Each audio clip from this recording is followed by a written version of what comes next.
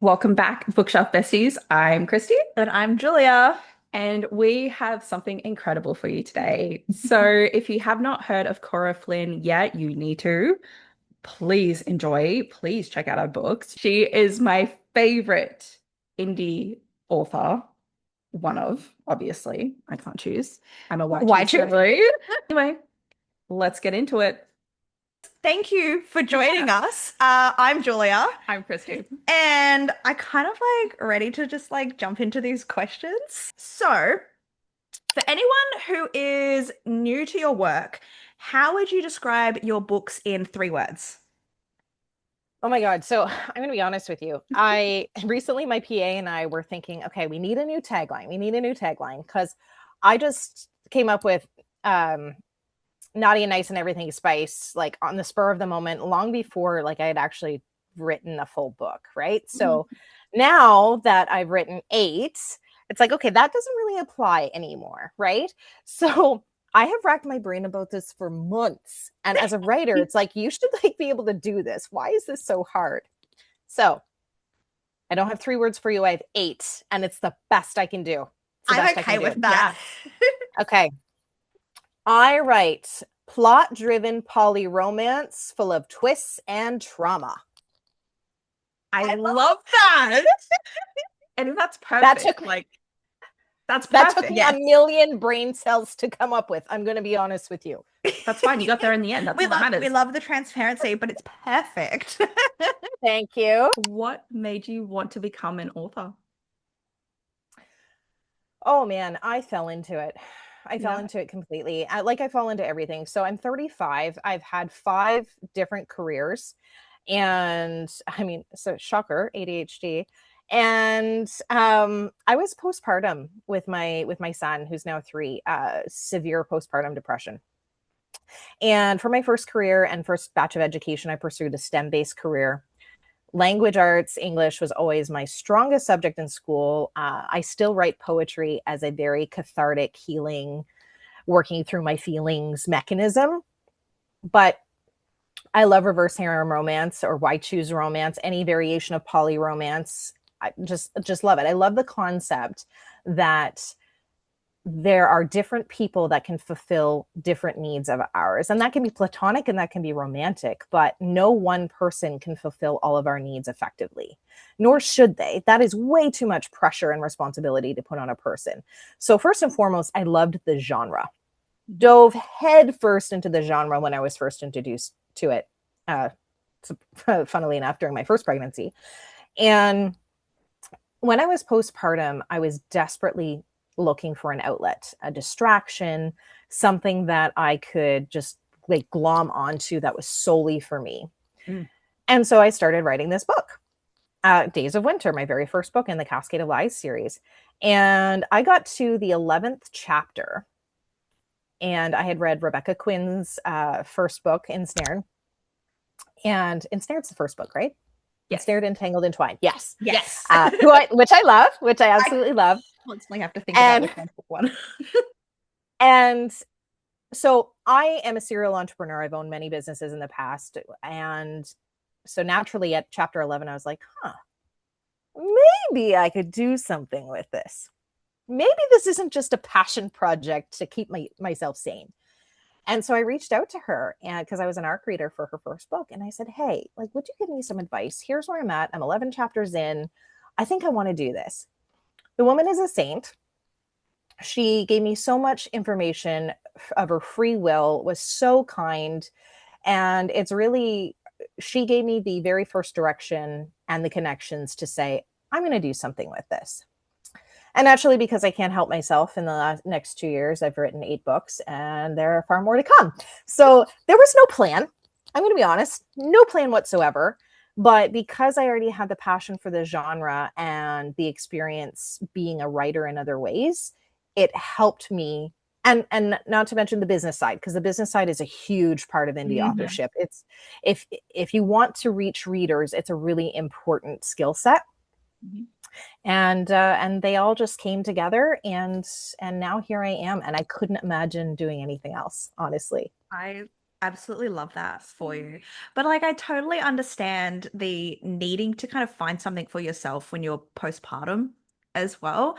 Because I think when my first was 6 months, I went back to uni. And that was like Mhm. my way of doing something for me. Kind of wish I maybe wrote a book instead because that sounds so much more fun than studying. Well, to be fair, they're probably equally expensive. Yeah. So Yes. Yes. equally time consuming. So just, Yep. But no, I love that. I love that a lot. I love that you've done it like it's mainly like for yourself, but now like, you've got readers all across the world who have fallen in love with like your characters and like this is like part of your career, this is your career writing. It's exciting. it is. It is. And I'll be clear. I have not taken on this as a full-time role. I Hmm. still have a full-time gig. Yeah. So I have two full-time careers right now because anybody who says they're a part-time author is lying to you. So much that goes into it. 100%. Yeah. Yeah. Yeah. We kind of get it with like the podcast as well. It's like a beast in itself, and it's still just like a hobby love for us. Like we don't make any money from it or anything, but it is very time consuming. Yes. And it is just like, but like we'd never give it up because it's something that we love. We love to do. It's a creative Yeah. outlet. Yes, Yeah. we need like there's someone I was talking to recently, and it's like you have your purpose and you have your passion, and like your purpose might be, something like, we've got day jobs as well, and our passion is obviously the books and the podcasting and Mhm. everything like that. So same, I guess, like for you, where like your passion is like your writing and your books that you're doing, and like your purpose still might be like your day job as well. Absolutely. And to be fair, like I love what I do for a living. So I'm a professional Mm, fundraiser for healthcare. That's my job. that's really Right. cool. So it's incredibly rewarding and meaningful work, but it lacks creativity. And Yes. I've learned that without creativity, I am nothing. I am Yes. nothing. Yep. I Yep. don't feel like my life has any value without creating something. Yeah. Yep. And Completely agree yeah, with Yeah. that. right. Cool. And those who create get it, right? Because it's Yeah. just this, it's something you can't explain. Hmm. It just is. Yeah. Yes. We just all Yeah. understand it. We It's just get it. Yep. Totally. I'm sure anyone listening as well will get it as well, being within like the book world and whatnot. So you've obviously got two completed series now, both of them Why Choose Romance that have like progressively darker themes. When did you realize like this was your genre? Was there like maybe a certain book or um like a moment in your life where you're like, yes, I want to write romance, but you do dabble into like the darker themes and the why choose as well, which isn't like traditional norms. Absolutely. I mean, explaining why I love polyromance earlier, just Mhm. the exploration that there is a different person to fulfill all of the needs we Yes. have, both romantically and platonically. I think that is such a unique challenge to a why choose writer because I think it's so important and really a reflection of how strong that story is each one of those relationships have to be believable. Yes. yes. Right? You have to watch each individual pairing fall in love in a believable way that you're invested in. And Mhm. so, as a creative, that is the ultimate challenge. Right. And if there's one thing I love, it's creating dynamic, fully fleshed out 3D characters. And I think that's one of the things that as a writer I've become really strong at and is one of my signatures. And partially my love of psychology Mhm. and understanding what makes people tick. I've had a lot of therapy in my life, full disclosure, and I've read a lot of psychology books for fun, to be honest with you. You're crazy. And yeah, I know, God. I know. I told you at the beginning, a straight up weirdo. Okay, Yeah. awkward weirdo. But truly, and this just the psychology behind when people are pushed to their limits, who do they become? And so I Mm. think that's really why I've gone into the romantic suspense and progressively darker themes because nothing in life starts out dark. Mm. Truly, right? I like It that. each step becomes progressively darker because typically when we choose a specific path, each step of that path will become progressively darker. Yes. So I think it's more true to life when you write it in that kind of progressive style. Yeah. And I think I discovered that's what I really enjoy writing at the end of Winter's End, where there's a very pivotal scene. If you read that book, you know where it is. Travis is in danger and stuff's happening. And I loved writing that book so much. And I grew up on spy thrillers like Robert Ludlum and John Grisham and David Baldacci, and like horror books written by Dean Koontz. Like, honestly, it was predominantly male authors, not by choice, but because that was what I was exposed to and I just gravitated towards it. I have fully made up for that in my adult years, I will tell you now. I should not have been reading those books at 12 and 13, but it definitely influenced my trajectory too in this kind of genre, right? The more twists and turns, the better, right? How can we not only surprise the reader, but surprise the characters, right? So that it comes across genuinely. And I think there's hope in every darkness, but that hope does not look the same for every person. Yeah. And so the darker themes give you the freedom and flexibility to really explore that in an authentic way, rather than rainbow washing everything like, oh, and we're just going to make it good again. Yes. Well, as you'll see, like in All the Queen's Men, their happily ever after was not a traditional happily ever after, but it was perfect for who they were. And so to explore that and really discover that in the characters is so satisfying.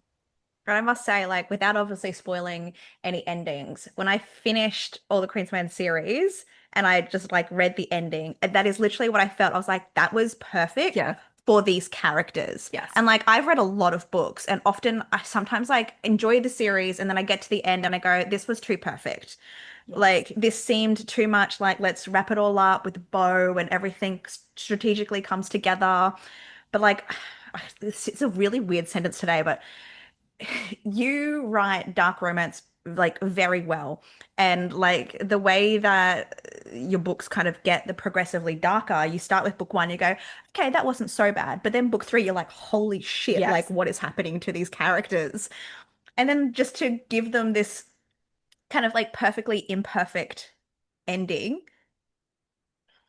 What she said. I'm just gonna steal clap over here.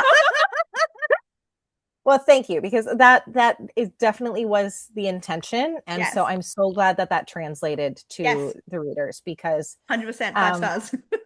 Every happily ever after is so tailored to that character, right? What I would consider my perfect day is not your perfect day. Yes, and you've got to lean into that for it to feel real. Yeah. Okay. Sorry, sidebar. Love your t-shirt as well, by the way. Yes. Oh, yeah. Perfect. Yes. Thank you. Amazing. Thank you. I always get t-shirts done with my characters, and I have them at my events. So it's just a fun way to have a little bit of merch that people will actually wear.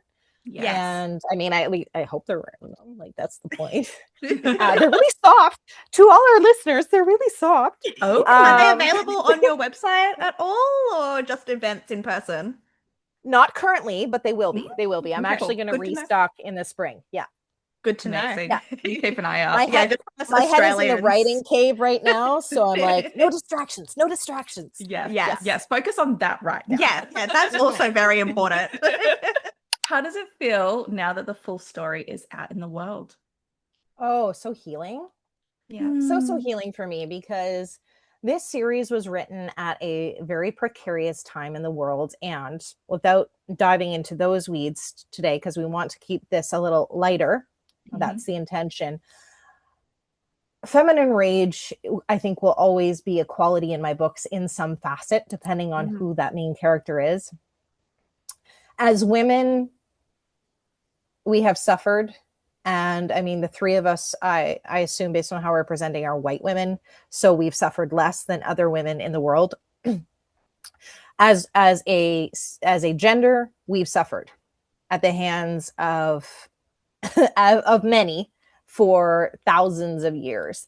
And so a lot of that is being reversed now. but very slowly. Mm-hmm. And it's one step forward, three steps back every single time. And so there are countless examples that we can pull every single day because we see them every single day. So Hillary as a character was the epitome of who I would want to save me. Truly. Yes. So many of us have an essay story. Many of us, myself included. Mhm. And so when I wrote Hillary, and the dark themes of this series specifically were partially related to my own trauma. And it was the guiding star of who I would want to save me. Yeah. She was not perfect. She was equally damaged. She was trying to right wrongs in the only way that she knew how. And is it something we would condone in real life? Probably not. Maybe. I'm not allowed to say that on camera, but maybe. But she was the symbol Yeah. for that justice that so many people will never see. Yeah. And so, above all else, for the theme of this series and just Hillary's story arc as a whole, it was so important to me that the appropriate vengeance was served. Yes. Yes. And you know, that last scene, Yeah. I think it was, but that was the prevailing theme of that book series. And so when it was published and when readers really identified with Hillary and really understood where she was coming from, she was not a hero in a hero's context, but yet we could see past those flaws into what she was trying to achieve. Yeah. And I think that's why I love writing morally gray characters in general, Mhm. because we all have the capacity for good and evil, every Yes. single one of us. And depending on the day and the choice and the circumstance, we choose one or the other. Yes. None of us is inherently good. None of us is inherently bad. We contain all of it. And so to explore those themes in everything I write, I think you'll always find that as well, because we are not defined by one characteristic or another. It's accumulation of them all. And so in the end, when you look at Hillary as a person, I think we would say she did good. Yeah. Was she good? That's up to you. But she did good. And Yes. and I love posing those questions to the reader Yes. and having you decide. Yeah. I loved that. Same. I was just like, every now and then I'm like, oh, I've got something to say to this and something to say to that. And then you kind of like follow up and answer exactly like my question I wanted Yeah. to ask. And I'm just sitting here going, God, I love Hillary. Like, Literally. I feel like what I was trying to say is just like, for me, like the reader reading it, it's like sympathizing kind of, because you're seeing all that she went through, and it's kind of like you look up to her, but not at the same time because questionable morals. But like it's like she's doing what, how do you say that without on camera? Yeah.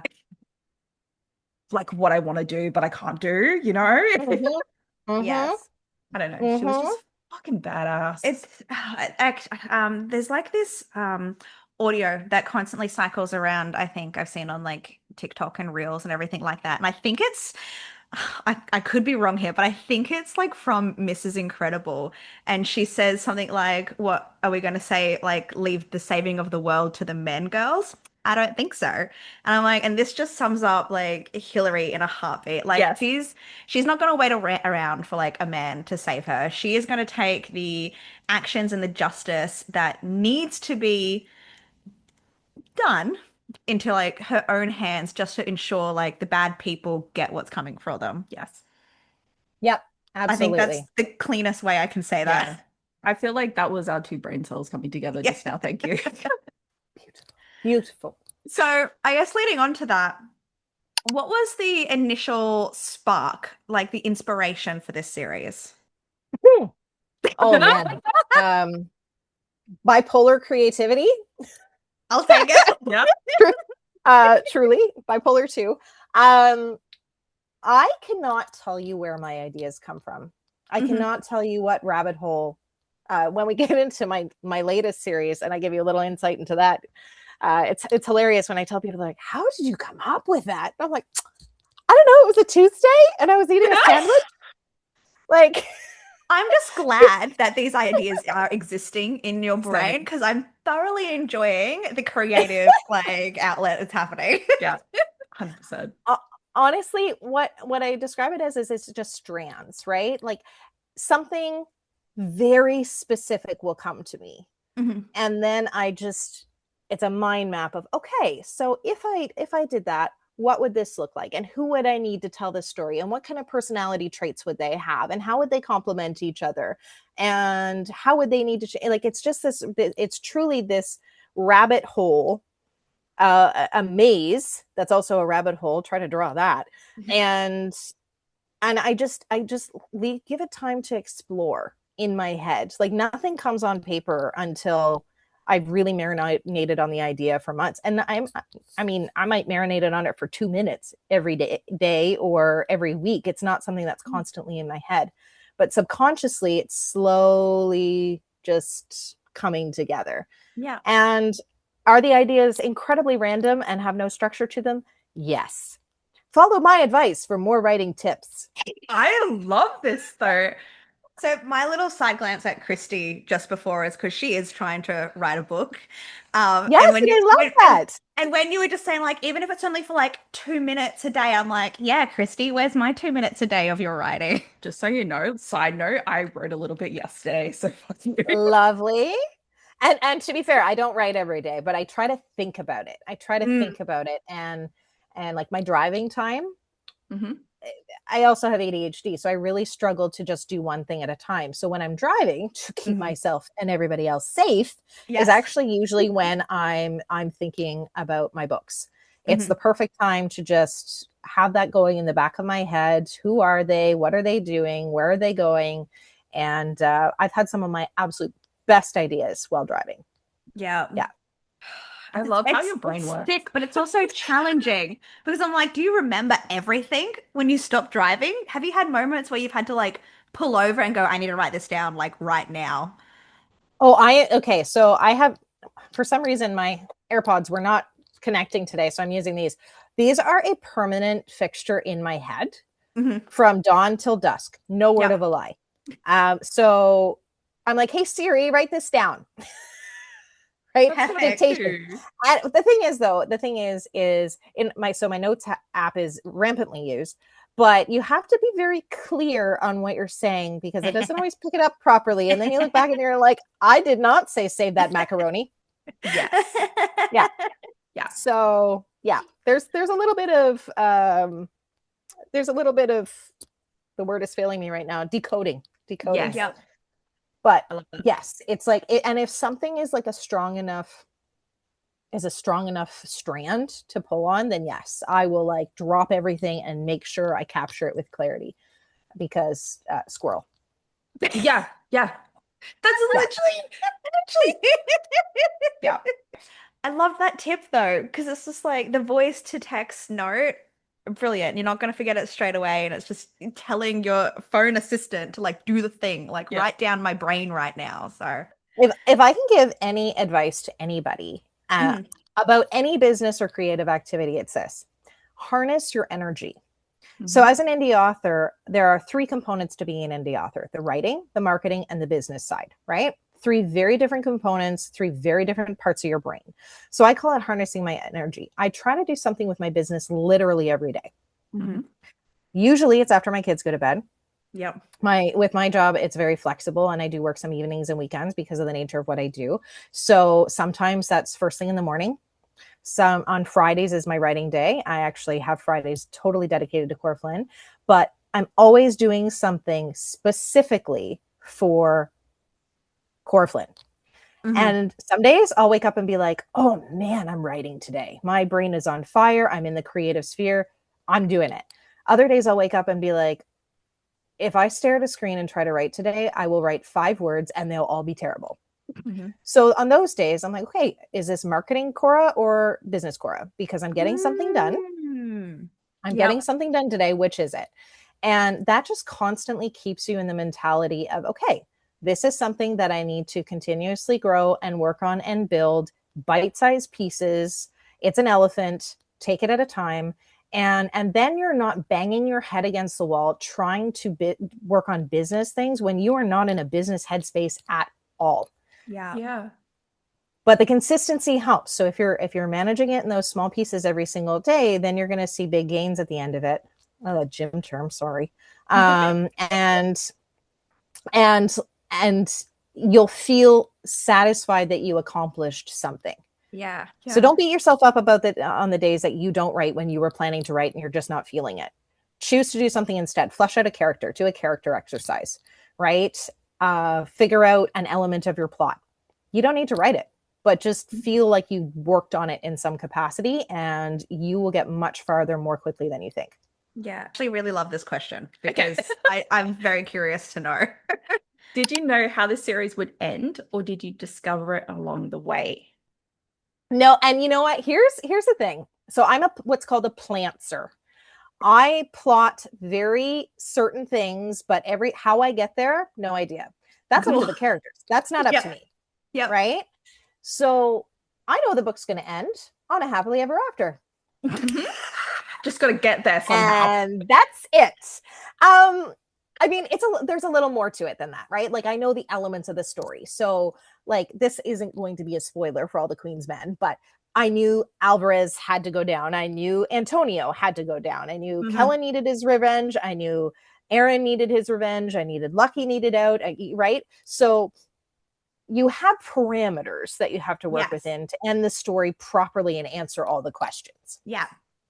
But do I know how it's going to end? I did not know how their epilogue was going to end until I sat down and wrote it that day. Amazing. I'm like, that's why I really like just wanted to hear how you were going to answer this question. Because I'm like, you seem like you are like a plotter, but then at the same time, like you seem like you're a pantser, and then you got me. You're both. So I love that. A plantser. A little bit of A, a little bit of B. Yeah. I think the biggest thing too is, and this is very privileged for me to say because of the type of writer I am. And I have author friends, one of my best friends who writes in a very different way, who's an excellent writer, but her process is very, very different. And we joke all the time about how different we are. To write the way that I do, you have to trust that you'll figure it out. Yeah. Yeah. And I mean, like truly lean into that trust. I'm not stressing about the end. I'm not. I truly am not trusting about the end. I'm going to figure it out. And you have to believe that with 100% of your energy to figure it out. I firmly believe that. So yeah, trust yourself as a piece of advice for if you're going to write in that way. But you also, again, you have to spend so much time in those characters' heads. It's not just when you're writing. And I think that method of just being in their heads a little every day or thinking about the plot or the characters every day, just even for 5 minutes, like in a meditative silence, helps that because then you're always steeped in your story. So inevitably you're going to figure it out. Brilliant. Yeah. I don't have anything to say you're to just that. fascinating to listen to. I'm speechless. I'm just like hooked. I'm just like, yeah, just keep talking. Like, Keep going. Like, this is all great advice. Like, yeah. Sorry. All I'm doing is letting you into the chaos that is my brain and saying, hey, want a taste? Come on in. Yes. Yeah. No, we like it. Would you ever like return to this world in the future? Or have you completely tied the bow on like Hillary and her men? That's a really hard question to answer because typically I'm a do it and move on kind of person. Like, and that's pretty much like my mantra for life. Like I don't look back, I only look forward. Yeah. However, I love these characters. So yes, the Checkmate bonus novella, 2 scenes were released as a prequel incentive. And I'm going to be writing one other scene for that and packaging it as a bonus novella that will be released this spring sometime. Yeah. So that Checkmate novella will be released. And honestly, who knows? I've kind of created an open-ended world with these series in the state of Sequoia that emulates like the state of Colorado in America. And there's a lot of freedom and flexibility that brings. So I wouldn't be surprised if I end up going back to that world, but with different characters. Yes. Which actually I think leads perfectly into our next question. Okay, so we meet Hillary in Cascade of Lies. Are there any characters you've introduced to us in All the Queen's Men that you'd like to explore further, or like Hillary have a tale of their own to tell?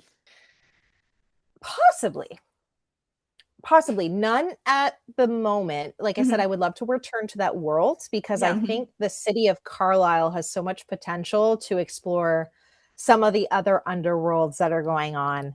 And the series after this one, well, let's just say there's some strands happening.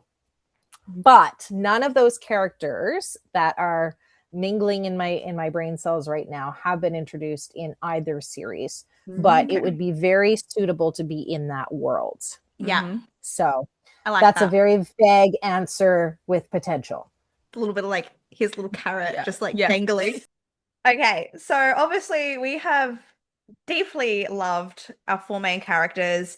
Their relationships, like for us, they felt so intense and layered and deeply human. How like do you develop these kind of character dynamics? Because like you've mentioned before, like you're not just writing one relationship, you're writing multiple relationships, not just like one girl and here's the three men she's falling in love with, but like these men are also falling in love with like these other as well. So how do you do it? Oh, wouldn't we all like to know, truly? Um, Perfect. Next question. You know what I think it is? So, of course, Hillary, we'll use All the Queen's Men, for example. So Hillary is the central character, as all originally leaning into reverse harem, which was, female, multiple men. And then there's no universal definition of this. We know this.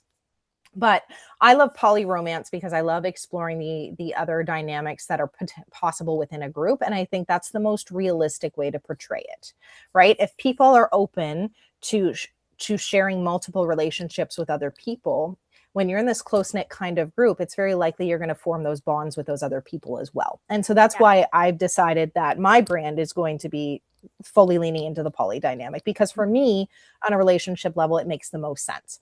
Yes. So I start with the main character, which for me as a female will always be the FMC. And you look at their basic needs as a human, right? And so Hillary had so many guards up and she needed someone to protect her, but she also needed to be the protector of someone else.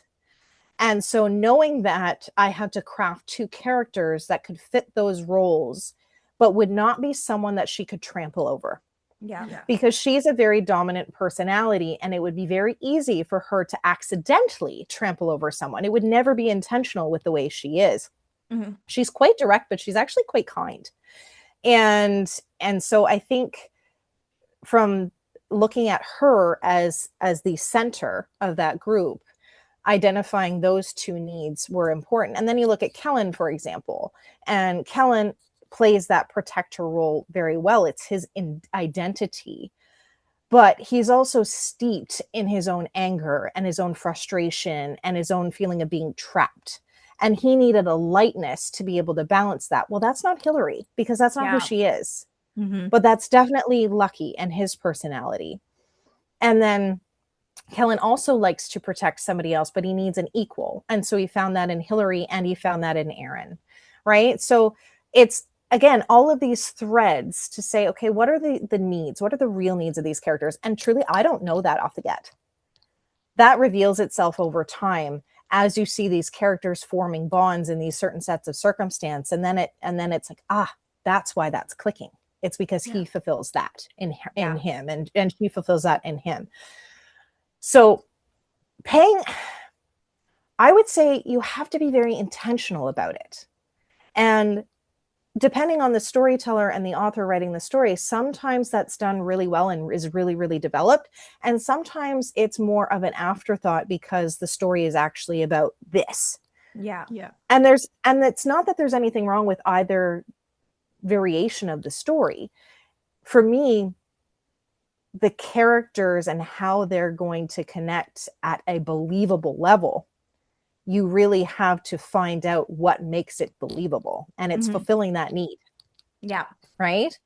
So that at the base level, that's what it is. It's just knowing, okay, what is missing from this character's life and who or how could that be balanced? And truthfully, I firmly believe there's not one person in this world for us. I married my husband. He's a lovely man. We've been together for 16 years and I wouldn't change it. Mm-hmm. However, there is someone else on the planet that I could have equally fallen in love with. Mm-hmm. Yeah. Right. So, but not because they would have fulfilled all the needs that my husband does. They would have fulfilled different needs. Yes. Yeah. Right. So just keeping that open mind as you go into writing the story with the characters that you've designed on the page and saying, oh, that's where that's showing up. How interesting. Let's go down that path. Right. And if you're being true to the characters, each one of those relationships is going to take its own time. You stop talking and we're just like, yes, like we're ready for you to like keep going and say more every single time it happens. Like seriously, have you considered doing like what's the word I'm looking Like for? a TED Talk? Like writing workshops and stuff? Oh, yeah. Oh Girl. man, I'm not qualified to teach writing workshops. Not a chance. Come Not a chance. on. Come No. on. I call bullshit. Same. Let me tell you what's in my head at this very moment. Yeah. That would be my writing workshop. Yeah. It'd be like every workshop's going to be unique. You don't know what you're going to get until it's coming out of your mouth. Yes. That's the selling point. Honestly, I'd be there for it. Hey, we're sitting here just like, tell us more, please. The marketing line is never to be heard again. Yeah. Yeah, totally. Expect the unexpected. Is there a character who surprised you the most while writing this series or Cascade of Lies? None of them surprised me. Okay. None of them surprised me in the sense of, oh my goodness, I can't believe they just did that. Yeah. Because all of them are equal assholes who decide to turn the script on me all the time. So the story arc I loved best is Logan's in the Cascade of Lies series. And the reason I love that story arc, well, Hillary's and Logan's in the Cascade of Lies series, I intentionally made them the assholes. Yeah. So that you would discover that they were assholes, but for the right reasons. Mm-hmm. And so it was so fun for me to have the first book being like, I hate Logan. Gross. Yeah. Like I had 1-star reviews being like, I hate Logan. Yeah. And I was like, yes, as you should. Just wait and see. Right. And same with Hillary. And Hillary's character in that one was so important to me because I hate mean girl syndrome. Mm-hmm. I hate it. I was a victim of it. I've seen it perpetuated in childhood and adult spheres. It's such a sign and symbol of how women have been designed to work against each other out of our own insecurities that were never put upon women for women in the first place. It was man on women. So huge rant on that I'll save you all from. But Hillary was intentionally designed to look like that mean girl in book 1. Yeah. And as we uncovered through this series, we learned that she wasn't. And actually, I had no intentions of writing Hillary's series next because I'm flying by the seat of my pants here. I don't know what I'm doing. And so when readers started talking about how much they loved Hillary after book 2 and that big wedding scene, it was like, you know what? There's more to this story here. There's more to explore here. She's a dynamic character that would be really interesting to get to know more. And that's how the All the Queen's Men series actually was born, through those strands in my head. But she was intentionally designed to look like the mean girl from the get. And Logan was intentionally designed to be the unattainable asshole from the get. And it was so satisfying to me in book 3. When at the end, people were like, oh my goodness, I love Logan now. And I'm like, yes, you do, motherfuckers. Literally, though, like speaking from a reader who read those books, I hated him to begin with. I loathed him. And when he started to have slowly a little bit of a character arc and you kind of sympathize a little and stuff. And still I'd be like, no, Christy, we hate him. And then by the end of it, he was one of my favorite characters. And it was the same with Hillary. I hated her to begin with. I was hate the mean girl as well. I've experienced it all my life as well. And I was like, I don't stand for women tearing down other women. Like, fuck this bitch. And then by the end of it, I was like, wow, I want to know more about Hillary. And then you gave us Hillary's story, and I was like, it makes sense. I can't blame the girl. I would be the same. Yeah. Yeah. And, you know, it comes down to, this is a side tangent on characterization, but people are the way they are. People are the way they are for a reason, right? Yeah. In real life and in our fake characters that feel real. Yeah. So you have to delayer that. You have to find out why. And people crap on the miscommunication trope all of the time, when I personally think it's the most realistic trope known to man. It is one of my favorite tropes. You might have to put a disclaimer on this podcast that warning, author supports miscommunication tropes, like, just so you know, people know. I haven't written it, and I don't plan on writing it, because the way I unveil each layer of the characters doesn't lean into a miscommunication trope. I kind of do it a little differently. But what is life if it's not miscommunication between people? We make our assumptions on a surface layer of people all of the time, every day. It's a survival tactic, right? It helps siphon through all the noise. So that is my favorite part of designing characters the way I do. And I say designing very loosely, because they take on a mind of their own, and I have no control of the rhythm. So let's just put that out there. But it is so much more authentic, but the payoff is so much greater when you get into each one of those layers slowly over time, to the point where you love that person, messy and broken and all. Right? And I would say that that's kind of a theme among every single character I've written. They're messy and broken and all. Yeah. That's perfect. Like, you don't want to have characters that are perfect. You want them messy. You want them flawed. You want them to be relatable in like one context or another. And I feel like everything that you've said answering that question kind of leads into like the next one. Like, obviously you have written characters where your readers have hated and then fallen in love with. But was there a character that you both loved to write but also hated writing at the same time? Nobody I hated writing. Okay. Certain points of view are easier to write than others. Yes. So I would say, actually, the easiest point of view for me to write for Cascades of Lies was Shane's. Yeah. And I think it's because I am the most like Shane.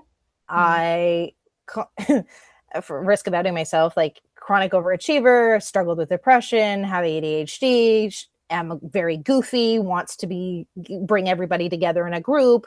That's me. That's me.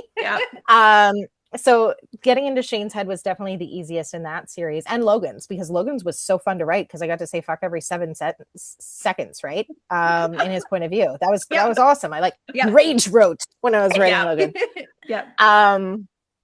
In All the Queen's Men, Kellen was the easiest perspective for me to write. Really?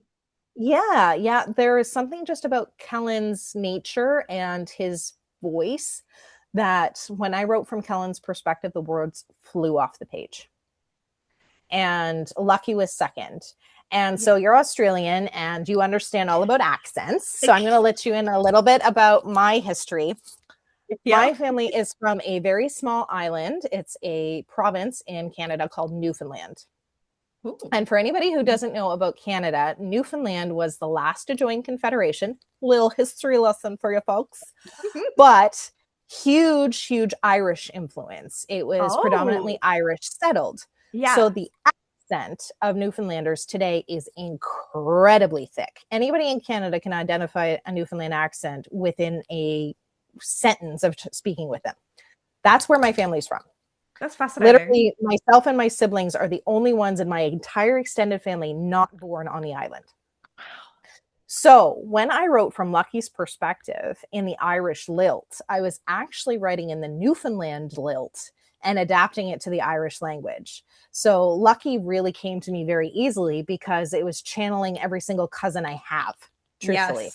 And once you get off this podcast, I need you to look up Newfoundland slang, because you'll be like, What is that? Actually, I'm going to send you a link because you'll love it. Please, thank you, please. because I'm like, this is blowing my mind. This is fascinating. I would love to know more because I hadn't even heard of this place Neither. before. Oh yeah, yeah. It's the accent is iconic, and so as Yeah. Australians, when you understand the thick accent yourself and a very distinct dialect, oh man, I can't wait to send it to you. I'm sure I'm sending it to you right after this podcast. Okay, deal. But yeah, so Lucky was so much easier to write in that perspective, and so this is hilarious. But so I'm writing my new series now, and one of my characters has a British accent. Yep. I have a bit of a theater background. And so when I write accents, I actually speak like them as I'm writing it to make sure that it sounds authentic, right? So today I recorded myself with a line that I actually think I did really well from one of the characters' point of view. He's British. And I sent it to like Megan and my other best friend author, whose name is Jen, and two of my good friends here. And I was like, guys, what you think? And they're like, you have way too much time on your hands. But that's honestly how I get into the head. So if I'm going to write in an accent, I steep myself in people who speak that way so that I can try to write it authentically. I love that though. Like I don't Yeah. think I've ever heard that before. No, because I'm like, often you hear about like people reading out loud sentences they've written just to make sure it flows, because everything flows differently in your head as you compared to how you speak it. Totally. And it's just like, but I haven't heard someone like actually speaking in that accent. So that's hilarious. And the fact that you recorded yourself as well, brilliant. Yeah. Oh, I don't do that all the time. That was just for funsies this morning. And afterwards, I was like, you are a loser. I love it. Me. I'm the loser. I love it. Yeah. Yes. Approved. A stamp of approval right there. So how do you balance dark, heavy themes with moments of softness and hope? I don't think I do it intentionally. Mm-hmm. To be honest, I think that's a natural ability, but it's a honed ability for other reasons. Yeah. Mm-hmm. I think as women, we naturally take the temperature of a room and try to calm it. Mm-hmm. We've been trained that way. Mm-hmm. And so it's a honing of that skill, truly. So if something is escalated to the point of pain, right? Yeah. And that's what I mean with our readership. If something is escalated to the point of pain, mm-hmm. how do we dull that or numb that pain just a little?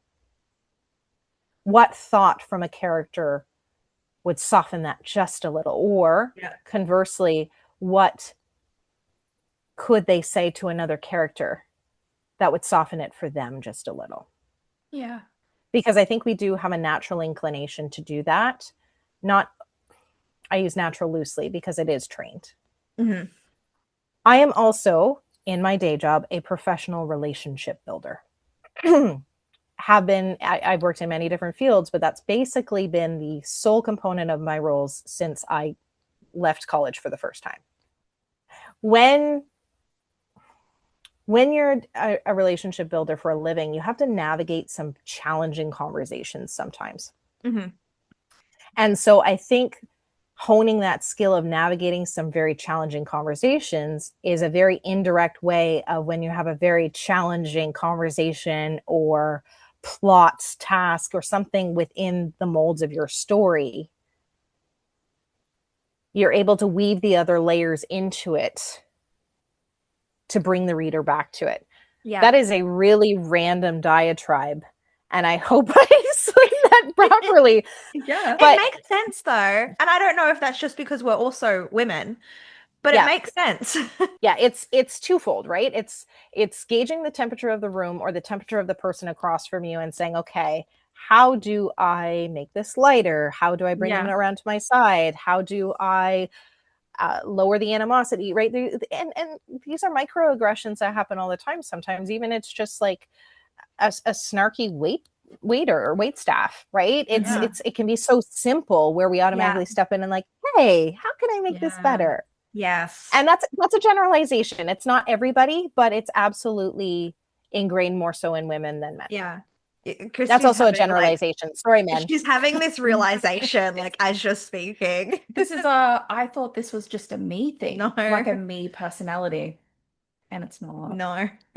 That's wild. hmm hmm And That's absolutely and wild. truly, that's why like writing characters like Hillary um, was so cathartic for me as well, because she didn't try to fit herself into a box that she was trained to be in. Yeah. And I think in my own personal growth and journey, I'm trying to reverse a lot of that indoctrination that just naturally happened because that's what society expected of us, right? Take up Yes. more space and be Yes. louder Yes. and maintain your kindness, but no longer take on other people's emotions as your responsibility. Yeah, I love that. Yeah. Mhm. That was one of my favorite things about Hillary as well as a character. She just didn't take no shit. She Yeah. still stood up for what she believed That's in, it. She and was literally like I hate the sentence, but it's like she was a woman in a man's world. yeah. Like this is a like the corporate business world has essentially been built for men by men. And Mm. she was a woman like making her stance and succeeding within it, much to the displeasure of every Mhm. man around her. Like they loved to hate her because she was successful. Yeah. Yeah. And to build on that, so I didn't wear pink my entire life till I was 32 years old. hmm Yeah.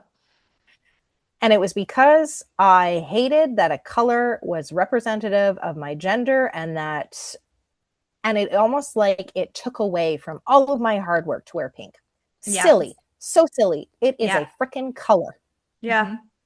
But I refuse to wear it. I refuse to own it. I refuse to have anything pink. And then I had my daughter.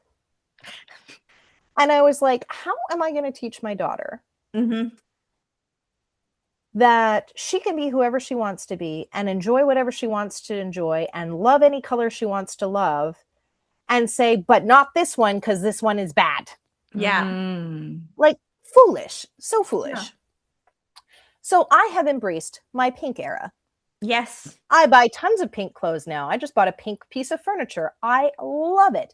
I I I'm trying to make up for my 32 years of no pink. All right. I'm Yes. fully invested.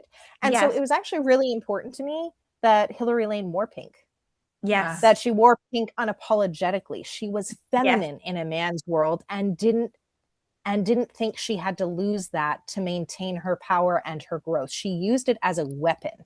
Yeah. And Yes. it was so intentional, mainly because for 32 years of my life, I was robbed of this beautiful color hmm based on principle alone. Yeah. Yep. Dumb. Yes. And like the symbolism of just Hillary wearing like pink, Hmm.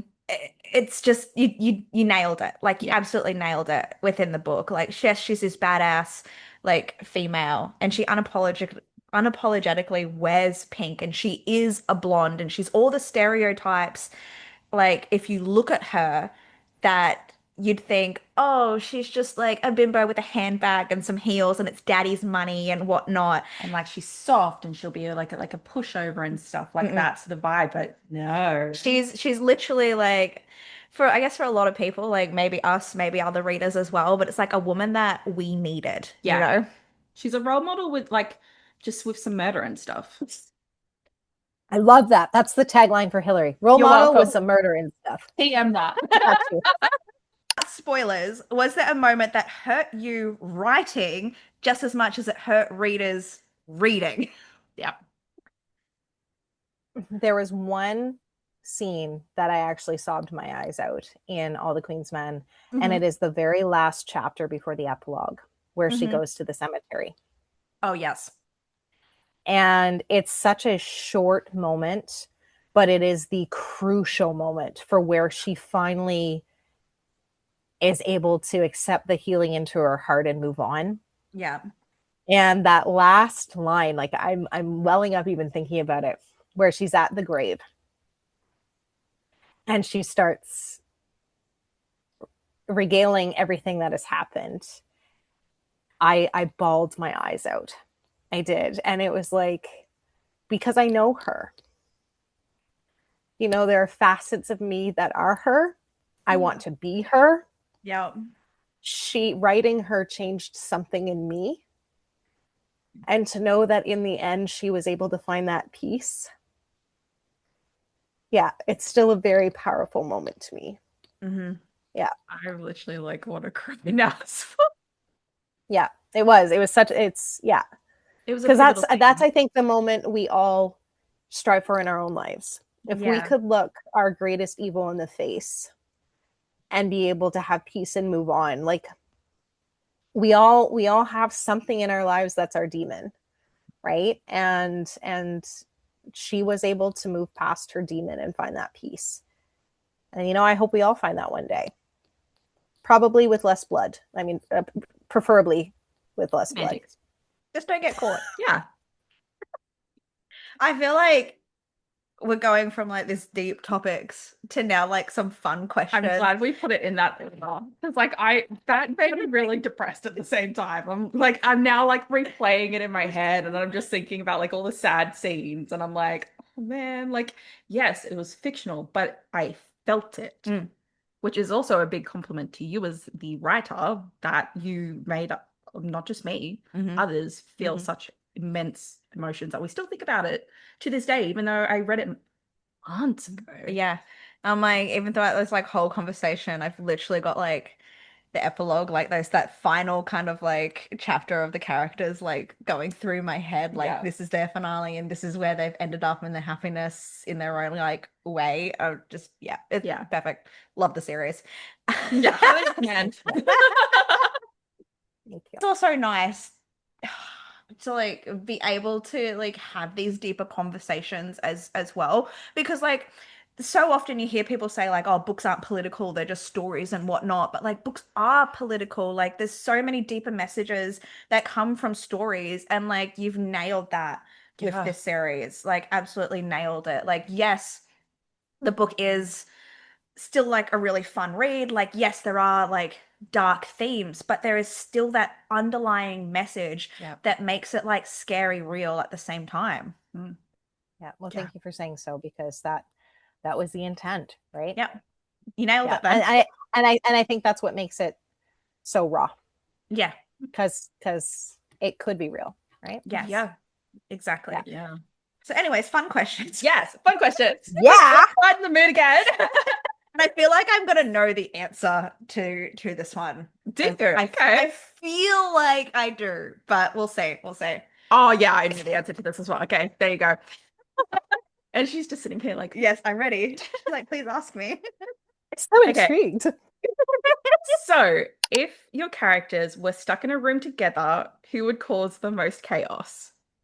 Oh, we know that answer. Yeah. Lucky would absolutely cause the most chaos, but Lucky would cause the most chaos with Kellen, because the two of them combined are baking soda and vinegar, and it's just it's a chemical reaction that's inevitable every time. Yes. I love that their coconut dynamic. oil scene in book 3, the basement torture scene in book 2. Oh man, those were so fun to write.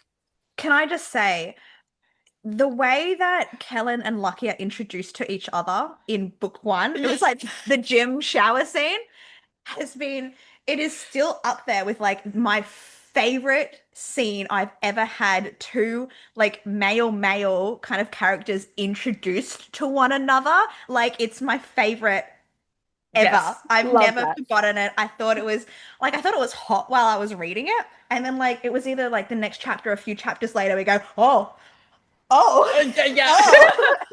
And like links up. This wasn't just a random thing. Loved it. Yes. So, another fun one. Who would survive a horror movie and who would not? Like, who's surviving the zombie apocalypse? Who's dying? Which of your characters? Aaron would absolutely survive a zombie apocalypse. Oh, yeah. Yes. Because Aaron is also incredibly fun to write. I loved getting in Aaron's head. Yeah, because he is so calm and scary AF. Let's be real about Aaron. Shane would die. Yeah. Shane would absolutely die. Drew would die with him because he's so in love with Shane and would sacrifice himself. Let's be real. Yeah. But Logan would survive just on sheer spite. Yeah. He totally would. Like he'd be I love like, the "You energy. fuckers aren't." He totally would. He totally would. Cam would be in the same camp as Aaron, I think. Yeah. Calm, very rational, has the skills, wouldn't jump into anything crazy, because that's why Shane would die, because he would just, he very smart, but he would leap to his own death. There's no question. Yeah. And I think Winter and Hillary as a team would do very well because Yeah, they so true. balance each other's energy. Yeah. Yes. I do definitely see Hillary surviving. Yeah. Yeah. And I mean, Kellen could survive an apocalypse, no problem. Yeah. Yes. Because he's just too stubborn to die. So Yes. yeah. He's just like this Viking of a man. The zombies would run away. It's possible. It's very possible. Yeah. And Lucky would enjoy the apocalypse too much. Oh yeah. He would. He'd be in the trees. I don't know if you guys have read the fifth Nick Nevin series by Mary Mystery. No. Marie Mystery, sorry. If you haven't, I just read it. Okay. Don't know where she's been all my life. Amazing writer, amazing storyteller, fantasy genre. Loved it. But she has a character named Lorcan, and he and Lucky would be absolute best pals. So if you love Lucky's energy, you will love Lorcan. And I highly recommend the series, The Fifth Nick Nevin by Mary Mystery. Yeah. Those sort of characters in books are like my favorite characters. Like the funny, but that they've still got their own issues and their problems that they deal with and their own growth. But they make light of the shitty situations, So humor is very much a coping mechanism. I really relate to Lucky. Yeah. Yeah, his levity is so important. In fact, the story couldn't be told in the same way without him. No. And was it Skittles that he was obsessed with? Yeah. Loved Oh it. yeah. I love loves American Skittles. Love that he was obsessed with Skittles, and then Hillary was like this kale green smoothie. Yes. And like his distaste for that. I love that scene. I love that scene. That's such a fun one. Yeah. Yes. Didn't she get him Skittles at one point? Yes. I'm pretty sure like Christmas. Yeah. And I was just like,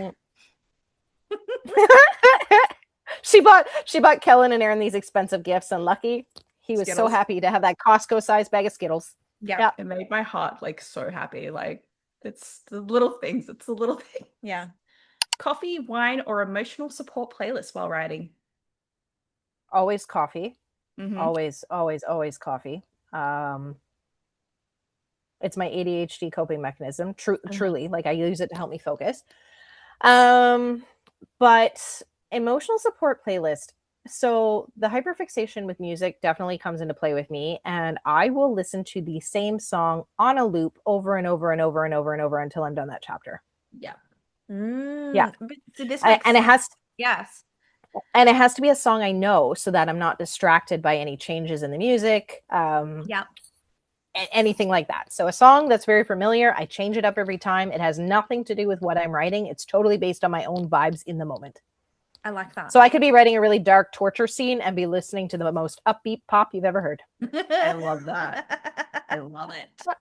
I love the contrast a lot. Because like we've spoken to like a few authors now, and I've got to say 99% of the answers is they're always like the music relates to some extent like the scene that they're writing. They're writing a fight scene, they've got like Viking battle music on, or like they're doing something emotional, then they might have like some kind of emotional instrumental or just emotional music, and you're just like, no, I'm writing about murder, but like let's have some pop jazz kind of going on in the background of it.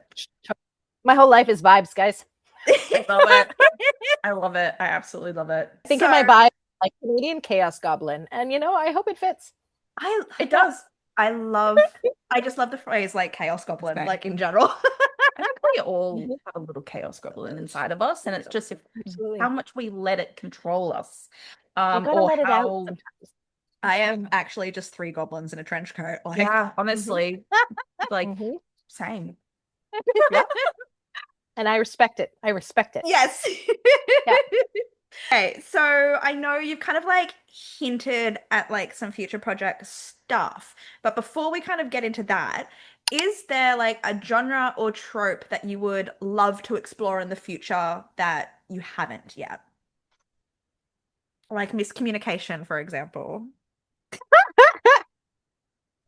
I would love to write fantasy at some point. Ooh, yes. I can't see it in the next couple of years just because all of the ideas that are coming to me are very contemporary. Yeah. And I love the contemporary world that I've been building. But I love to read fantasy. I love to read paranormal. And there are some authors who do it so incredibly well that I think I'm a little intimidated by it, to be honest, because as a plantser, you have to have so many elements of a world figured out when you write fantasy for it to make sense to the reader. I think I'm too much of a chaos goblin for that currently. But in the future, that might be a fun thing for me to explore. I do have one idea that has been floating around for a little while that I would love to make a series among authors rather than just me. Yeah. And it's in the like Marvel superhero kind of vein. Ooh. But you know, we'll find out.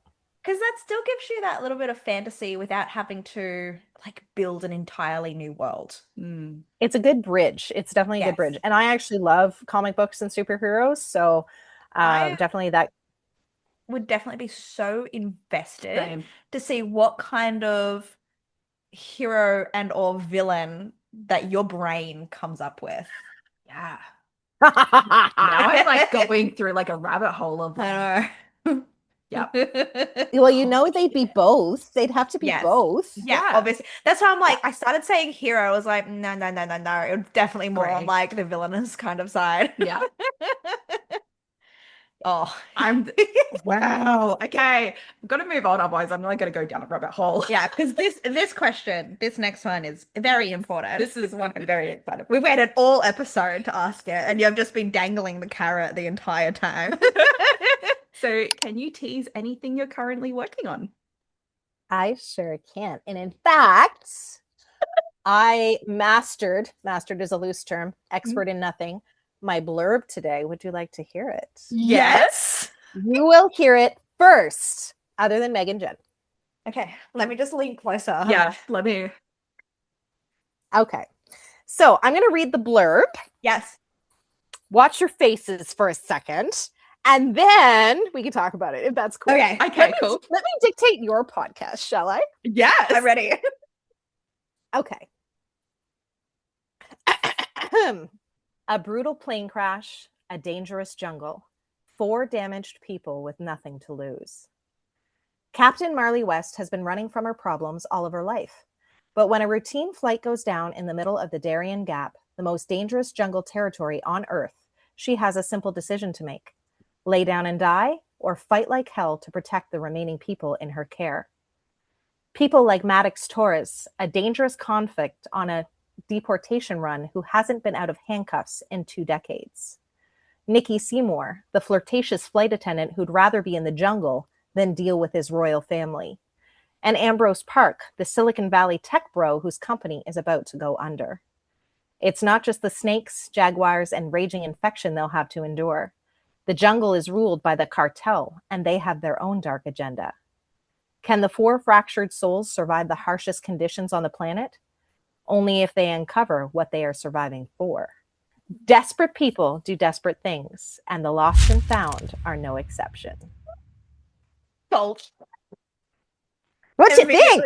You had me at the first line. I was like, yes, literally.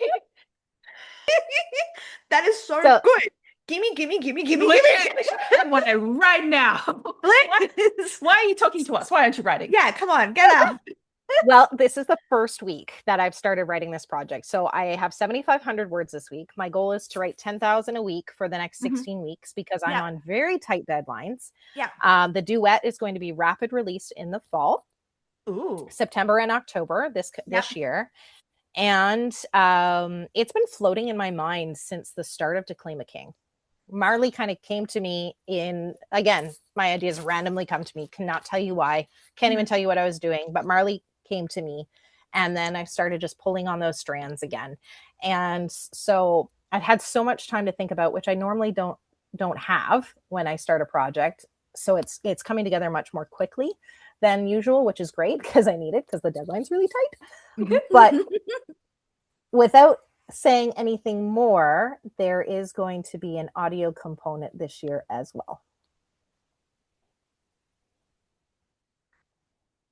Yes.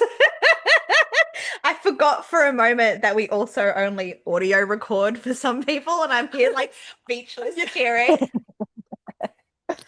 So I am so excited about this dynamic, the themes of survival. Forced proximity? Oh yes. Oh, I Oh didn't even yes. think about I that. know. It's the best kind. It's one of my favorite tropes. Yeah. Yeah. So Uh, I I can't reveal all, so I'm not going to tell you all the Yeah, tropes no, yet. don't tell But us anymore. that's fine. This it's is I'm excited. I'm very it'll be excited. And you fun. said like duet as well. So we're just going to have two books in this one. It is. Yeah. Amazing. This And is my released, first duet, and they're going to be like released in like close proximity of one 3 another. weeks apart. How much? 3 weeks apart. Holy shit. We're going bang, bang, bang, baby. You know what? Thank you. yeah. Honestly. Well, I'm and just to be like, honest with you, that's a strategy too, because normally I would have a spring release. Mhm. And with what this story requires to do it well, and now that I have 8 books under my belt, knowing how I write and what my process is, it has to be written back to back in order to like make that story the best story possible. Yeah. Yeah. So those will be my only releases this year. I hope to do a Christmas novella for fun too, but major releases. This will be my only series Yeah. this year. So I wanted to rapid release it as quickly as possible because I am so excited about this now. And I have to wait till it's written. I don't know who's writing this thing. Apparently it's me. And so I'm going to want to get it into your hands as soon as possible. Yeah, please. Like, Yeah. begging September. It's only a few months away. It is around the time of my birthday. I appreciate the gift got you. of this story. I'm I so got you. excited. I'm So excited. I'm just like ruminating on this. Like this whole like The plot, possibilities. like, the possibilities, just it's coming back to the like, how the fuck did you come up with this? We know, like, who knows? The Chaos It's- Goblin in her brain is working overtime. Literally. But I'm just like, that is such a cool concept. Yes. Like, that's something I wouldn't have thought of in my wildest dreams. Like, and or even in the sense of, is that something I would read? But like hearing about it, it's definitely something yeah. I would read. I am yeah. 100% into this. I'm very interested to see like how these different characters come together because they're all vastly different. Mm. So, I'm yes. very interested in this convict, just saying. Yeah, I know. And the thing like I'm curious on now, which of course you don't have to answer. I'm just like speculating over here. Really. Yeah, we're going down a rabbit hole of our own. But it's just like obviously so she's the pilot, right? Perfect. We love that. But it's just like these characters, they don't necessarily know each other beforehand. Yeah, we're shaking our heads. Because like obviously there was that bit of history between majority in like all the queen's men.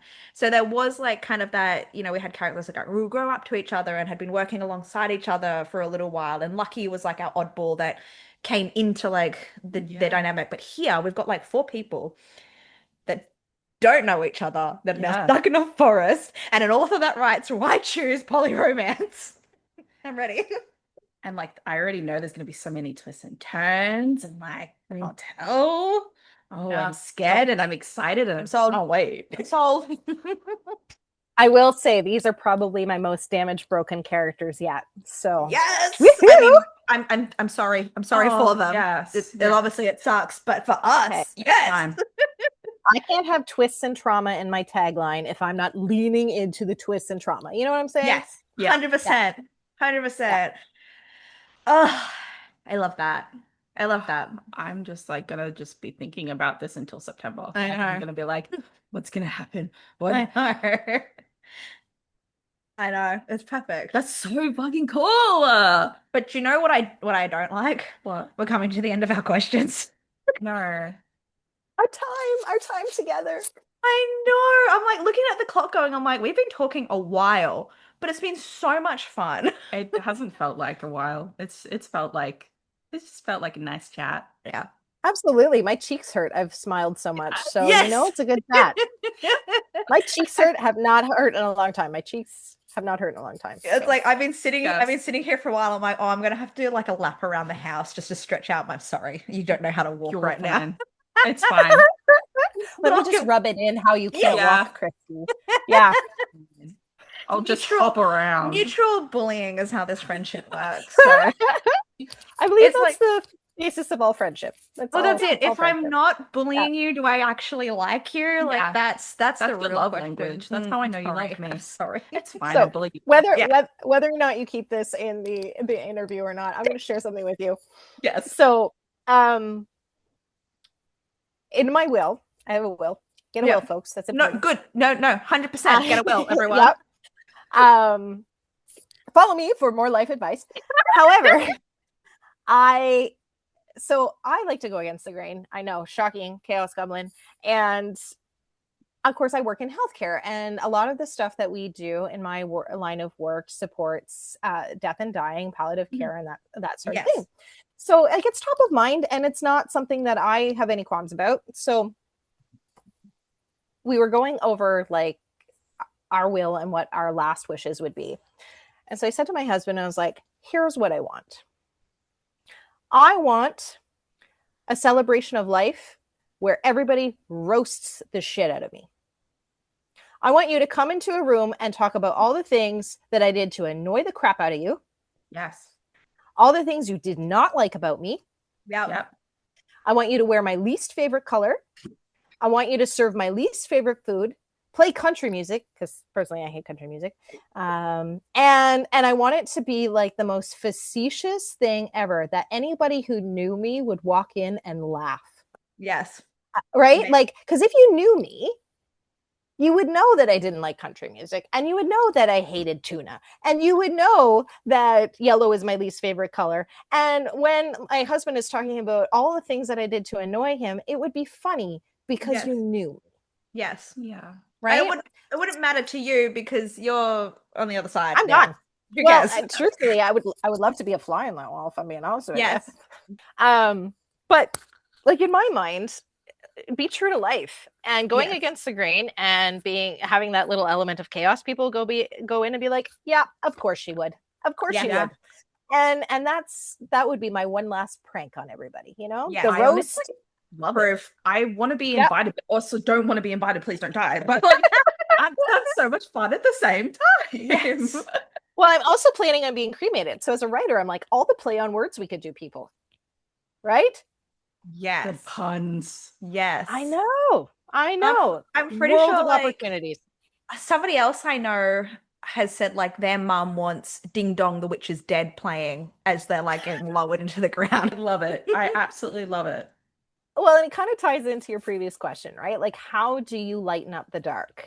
Yeah. Yes. By that kind of attitude, Yeah. Humor. right? Yeah. I think it's just a state of mind, right? Like, how do you lighten the dark? Well, you apply it everywhere. Yes. I love it. Come roast while getting roasted, you know? Okay, that's off the Amazing. cuff. That's not a good one, but it's got to be something good. That is brilliant. And we'll serve marshmallows just for fun. Yeah, 100%. That's exactly what had hit my mind. Like you'll just have Yeah. fire going Yeah, with the some country music s'mores. playing and some s'mores. Yeah. And tuna sandwiches, you know. Yeah, exactly. I'm not going to taste it. I'm dead. Yeah. Yes. This is so morbid. I love it. Brilliant. The trigger warnings you're going to have on this episode are going to be long. Yeah. And I colorful. already That's label appropriate. every episode as like explicit. Yeah. You get them what you get, Like, obviously. Every single one is ticked not for children. So you get what you get when you Right. enter now. Okay. And I feel like, I don't know, this one's very much, it's a nice way to kind of wrap up Yeah. what you want. Yeah. Yeah. I guess. So what's one thing you hope readers take away from all the Queen's Men series? What I hope readers take away most from All the Queen's Men, I hope they see pieces of themselves in the characters. I hope it reduces their judgment of other people. Truly, when you understand the motivations behind the actions and you see them as these real, flawed, beautiful beings that they are. I hope people will give more grace to strong women and understand what it takes for them to be strong in these environments, and the energy and the sheer force of will that takes. And I hope above all else they see that, as my grandmother says, my Newfoundlander grandmother, whose accent will be coming to you shortly, it takes all kinds of people to run this world. Yeah. We need to surround ourselves by opposite people. We need to hear their stories, to get to know them, to enjoy their life, to enjoy their humor, to enjoy their protectiveness, to enjoy their stoic love. It is so important that we don't surround ourselves by the people we think we will like most, because often the people that we end up loving most are the people we never expected to love. Yeah. Right. And so is that very deep for a dark white shoes romance? Maybe, but I think it's it's the truth perfect too. though. It's for your series. I'm like Yeah, it's it perfect. fits. Yeah. Yeah. That's Well the said. things I took away from it. So Yeah, yeah, very you well did said. well. Okay, so obviously we know where to find you on like your socials, your website, everything like that. But let's like do a plug for you. Like, what's the best way for readers to keep up to date with you? I would say my Instagram page is the easiest way to get all my information, Hmm. like new release updates, that kind of thing. If you want to see me make a fool of myself over and over and over and over again, my TikTok is definitely the way to go. Yep. My website has access to every single book I've ever written with an outline of the reading order, and so that's a helpful resource. And you will see me bumming around threads sharing my random opinions, and none of them are important, so just come on and say hi. I have two free prequel novellas available through my newsletter. So if you want to try my work and see if you actually enjoy Cora Flynn and how I write and the themes of my stories, start there. Right? Amazing. Winter Song and To Crown a Queen. Winter Song starts Cascade of Lies. To Crown a Queen starts All the Queen's Men. They're free on my newsletter, 99 cents on Amazon. So a really easy way to determine if I'm worth your time. I And love I that. don't mean that facetiously. It's just, I'm not for every reader. And so it's a, 11,000 word quick, spicy novella that'll introduce you. I love that. I love that a lot. I think actually signing up to your newsletter is how I got that first prequel novella to Cascade of Lies, because I definitely have it on my Kindle. Like I have gone through my Kindle to kind of see which of your books I have and which ones that I still need, because like I haven't read Cascade of Lies yet, but it is high on like my TBR for 2026. Don't So worry, I'll bully her. she will. No bullying required. As a severe mood reader, I get it. Get it. I'm I'm happy. Yeah, I'm I'm happy happy with as well. like this whole conversation. Like it's brought an absolute smile to my face. I feel inspired Same. to even write. Like your words and like the way that I don't know, just it's just the way that you present things. Yeah. Like I'm just like sitting here this whole time getting like closer and closer to like the screen just to listen to you talk. So, huge thank you for your Yeah. time today, especially considering like the time difference between like Australia and Canada. Really appreciate it. Yeah. Thank you for Uh, like wanting to come on.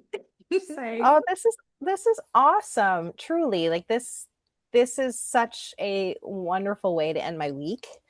And there's a particular relationship among like book enthusiasts, right? Because if you're writing books, you love to read books. That's just and if you don't love to read books, why are you writing books? Like Yeah. it's a direct correlation, right? So to just chat about books and characters in our heads and the way that somebody's written word can affect somebody else, like there's such a beauty in that.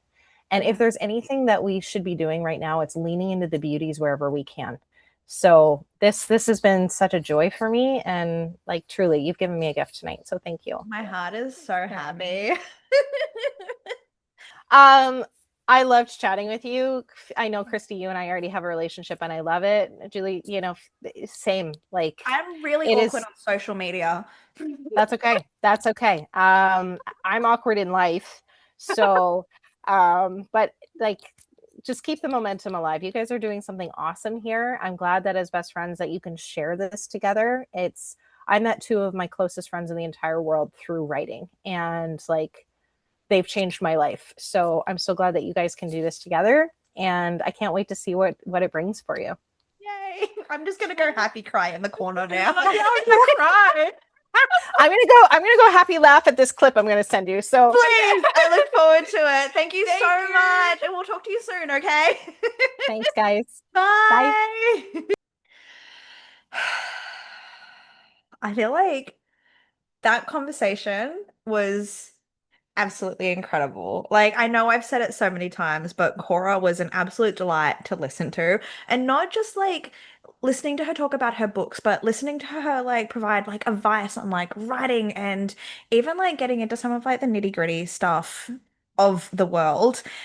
She's just like an incredible person to listen Yes. to and talk to. I feel privileged to have Same. had that opportunity, and I hope you guys as listeners have like enjoyed that as much as we did. I don't even have words. I'm still gobsmacked. Like listening to an idol speak Yes. is always just like, Yes. did that actually just happen? It's like because like I've only had the privilege of reading All the Queen's Men. Like Cascade of Lies is high on my TBR for this year. But it's just like hearing her talk about it. It's like I loved the series already, 5 stars easily. Yeah. But hearing her talk about it, I'm just like, oh my God, it's like rekindled that love and Literally. passion. Because like I finished the book months ago, but they still sit like in my Yeah. mind, some of those scenes, Right. which, we talked about.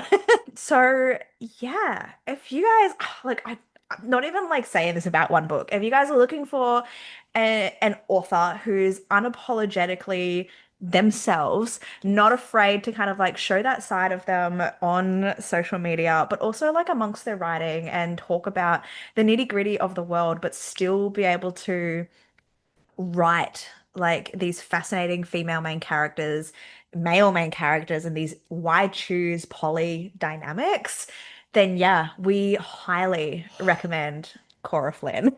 Chef's kiss if you're also looking for some spicy books. Oh, 100%. We love a dominant woman. Oh my God, there are so many things. So yeah, until next time, happy reading. Bye.